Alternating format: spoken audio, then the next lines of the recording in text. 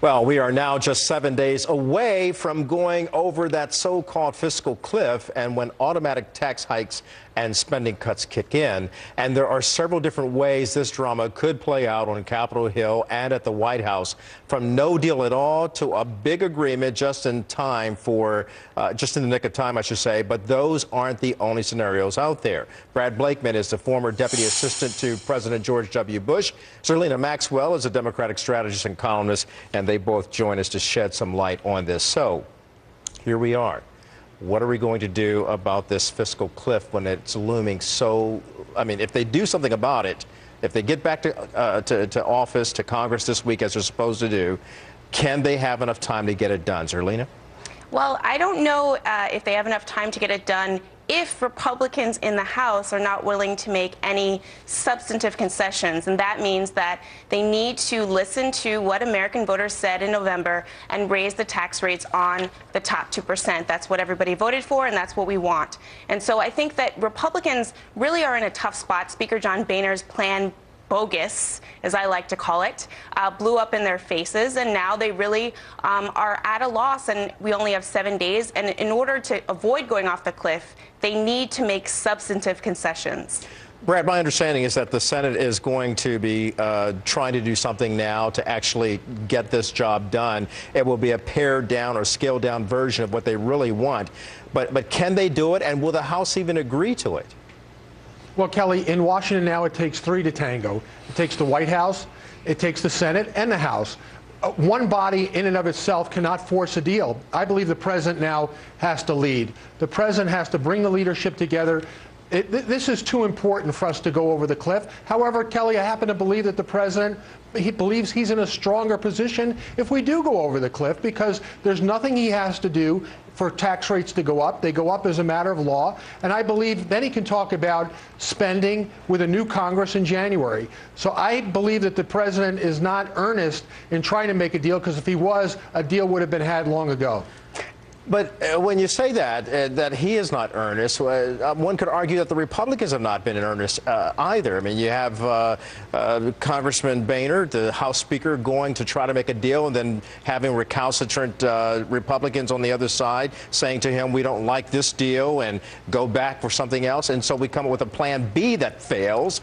And now the president says we're going to take a Christmas break. Everybody drink some eggnog, sing some Christmas cheer, get with your families, and come back and realize that something has to be done. It doesn't sound like to me he really wants to see a fiscal cliff happen.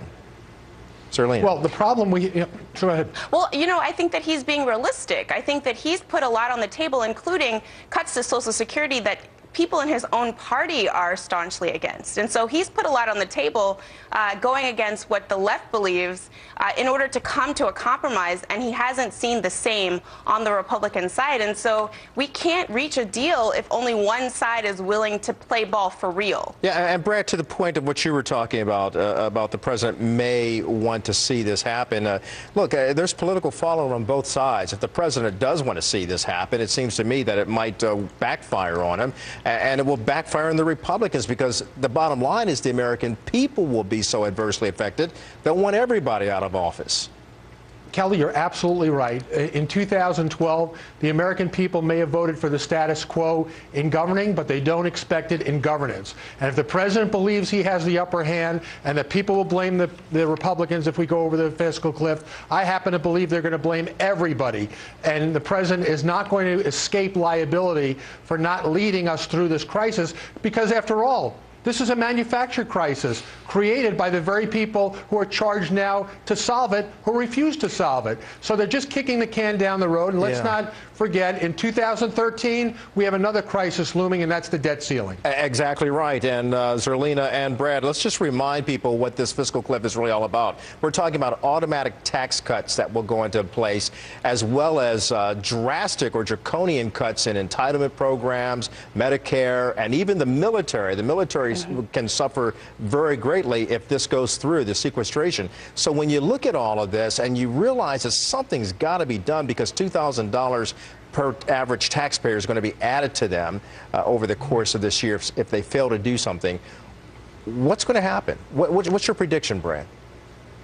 Well, my prediction is that we're likely to go over the cliff because the president also knows, Kelly, that in 2013, any deal that's made then can be retroactive to January 1st. So the draconian cuts we're talking about can be wiped away with a stroke of a pen should a deal be made. And I think the president believes he's in a stronger position if the deal doesn't go through now because he'll have better leverage, he believes, in January. Zerlina?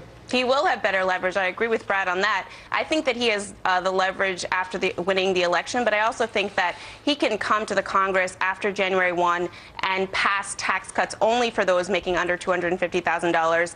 And Republicans, I mean, do you really think they're going to vote against a tax cut? I don't think they are. So I think that, you know, the president has the leverage, and he will continue to have the leverage after January 1. And we need to get some serious people involved here. John Boehner needs to step it up. It's not just on the president.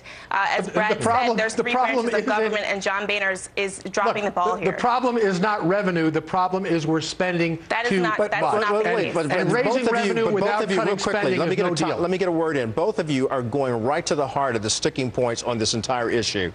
For the president, he wants to see a tax hike on the wealthy, those making $250,000 and above. And then you look at the Republicans, they want to see cuts across entitlement programs. Those are the two sticking points, and at some point they've got to be adult enough in the room to say everybody's going to have some pain in order to get some gain. That's right. Right. You're absolutely right. Well, the president has already done that. You know, he's compromised, and he moved the bar up to $400,000, and then he also offered cuts to Social Security, which progressives in the Congress are very upset about. And Boehner still said no. And so I think that, you know, we can see very clearly who is willing to compromise and make concessions and who is the adult in the room and who is promoting plan bogus, as I like to call it, that his own party won't even vote for. Here's the plain truth, and that is the president 2 years ago could have solved this. He had a commission on debt and spending, right. the Bowles Commission, well, Brad, we're going back and forth again. And he shelved it. Brad and Zerlina, we're going back and forth, and time, something has to be done. Hopefully they can get it done. Brad, Blakeman, Zerlina, thank you for joining us, and Merry Christmas to you both. Merry Christmas. Merry Christmas. All right. Well, for many